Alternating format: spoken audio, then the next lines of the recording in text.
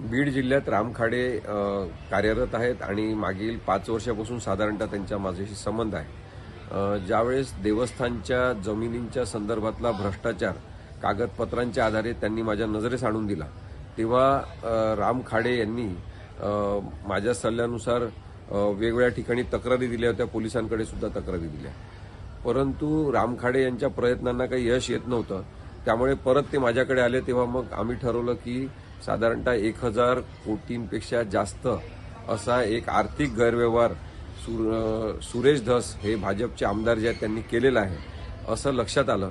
कारण की देवस्थानच्या जमिनी बीड जिल्ह्यातल्या स्वतः खाजगी लोकांच्या नावाने त्यांनी कन्वर्ट करून घेतल्या। याच्यामध्ये नक्कीच त्यांना प्रशासनातले आणि विविध विभागातले काही शासकीय अधिकारी यांनी बेकायदेशीररित्या मदत केलेली आहे। मग या संदर्भातल्या कागदपत्रांसह मुंबईच्या ईडी ऑफिसला आम्ही तक्रार केली। तक्रार दाखल केल्यावर सुद्धा ईडीने काही कारवाई केली नाही, कारण का ते भाजपचे आमदार असल्यामुळे कदाचित कारवाई केली नसेल। त्यामुळे परत पोलिसांकडे तक्रारी केल्या, पोलिसांनी दखल घेतली नाही। मग राम खाडेंनी ठरवलं की आपण उच्च न्यायालयात जायचं। उच्च न्यायालयात औरंगाबादच्या गेल्यावर न्यायालयाने निर्देश दिले की सुरेश धस आणि त्यांच्यासह इतरांवर गुन्हा नोंद झाला पाहिजे। मग पोलिसांनी केवळ गुन्हा नोंद केला, परंतु कोणालाही अटक करत नव्हते। त्यासाठी राम खाडे पाठपुरावा करत होते।